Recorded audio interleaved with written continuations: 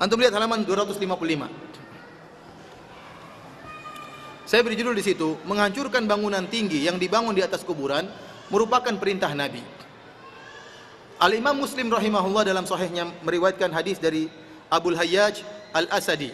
Dia mengatakan, qala li Ali bin Abi Thalib. Ali bin Abi Thalib berkata kepadaku, ala ab'atsuka ala ma ba'athani alaihi Rasulullah sallallahu alaihi wasallam, ala tad'a timsalan illa tamastahu wala qabran musyrifan illa sawaitahu.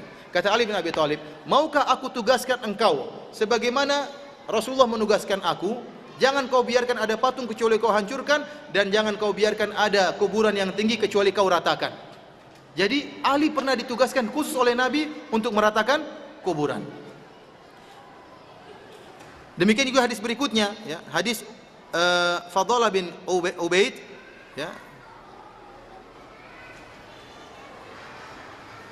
Dia mengatakan di situ, ya'muru bitaswiyatiha. Rasulullah sallallahu alaihi wasallam memerintahkan untuk meratakan kuburan.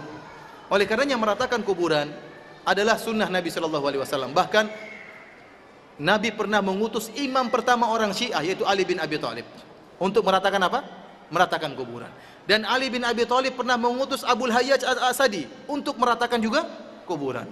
Ya, kita ini sedang melaksanakan wasiat imam Syiah yang pertama untuk meratakan apa? Kuburan. Kenapa kalian protes? Wasiat imam pertama Ali bin Abi Thalib dan juga wasiat Nabi sallallahu alaihi wasallam. Dan inilah madhab Imam Syafi'i, madhab Syafi'iyah. Makanya saya nukil pada halaman 259 fatwa dari Ibnu Hajar Al-Haytami. Ibnu Hajar Al-Haytami merupakan ulama Syafi'i paling top, ya. Dia paling top setelah Imam Nawawi. Jadi banyak ulama Syafi'iyah, tapi ada namanya muhakkik. Yang namanya muhakkik itu dia yang paling ngerti tentang madhab Syafi'i. Jika dalam madhab Syafi'i ada beberapa pendapat, maka dia bisa mengetahui manakah pendapat madhab Syafi'i yang paling top, yang paling benar. Di antaranya Ibnu Hajar Al-Haytami. Ibnu Hajar Al-Haytami dalam kitabnya Al-Fatawa Al-Fiqhiyah Al-Kubra, dia menyatakan bahwasanya kubah yang dibangun di atas kuburannya Imam Syafi'i harus diruntuhkan. Dia berfatwa demikian, harus diruntuhkan, dan ini merupakan kemungkaran, kata dia.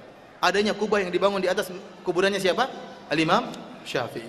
Oleh karena itu kita katakan Saud bin Abdul Aziz hanya melaksanakan wasiat Nabi sallallahu alaihi wasallam untuk meratakan kuburan. Ternyata dihalangi, maka dia bertindak tatkala itu. Itu ijtihad dia sehingga terjadi pembunuhan. Dia tidak ingin membunuh secara langsung, tidak. Tapi datang ingin meruntuhkan kubah, tiba-tiba dihalangi, terjadilah peperangan. Karena dia ingin melaksanakan apa? Nahi mungkar. Inilah satu-satunya pembantaian yang pernah terjadi. Namun ceritanya demikian sebagaimana yang saya katakan. Adapun kisah yang di Mekah, di Taif, di Madinah, itu semua dusta, dan antum bisa baca sendiri dalam buku yang saya sebutkan. Dan saya katakan bahwasanya puluhan dustanya Idahram, bukan cuma satu, bahkan puluhan. Dan saya sebutkan di sini, ternyata peruntuhan kubah itu juga pernah dilakukan oleh para ulama sebelumnya. Contohnya seperti yang dilakukan oleh Al-Mutawakkil, ya. Sebagaimana disebutkan oleh Al-Imam Ibnu Katsir dalam Bidayah wan Nihayah. Antum lihat halaman 264. 264 ana sebutkan bahwasanya Amar al-Mutawakkil bihadmi qabril Husain.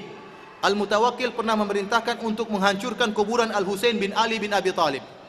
Wa ma haulahu minal manazil wad dur. Bahkan bukan cuma kuburannya, rumah-rumah di sekitar kuburan juga harus dihancurkan. Ini pernah terjadi pada tahun 236 Hijriah atas perintah Al-Mutawakkil. Ya. Jadi sebelum Saud bin Abdul Aziz juga pernah terjadi. Demikian juga saya sebutkan halaman 263 tentang biografi dari Al-Harith bin Miskin. Di antara keutamaan dia disebutkan dalam biografinya bahwasanya wahadama masjidan kada qad banahu khurasaniyun bainal kubur. Bahwasanya Al-Harith bin Miskin pernah menghancurkan sebuah masjid yang dibangun di antara kuburan.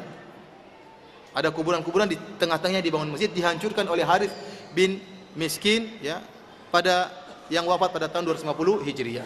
Oleh karenanya penghancuran kubah atau penghancuran masjid yang dibangun di atas kebatilan merupakan sunnah Nabi sallallahu alaihi wasallam, sebagaimana sebelumnya Nabi sallallahu alaihi wasallam pernah menghancurkan Masjid Dirar. Wallahu taala alam.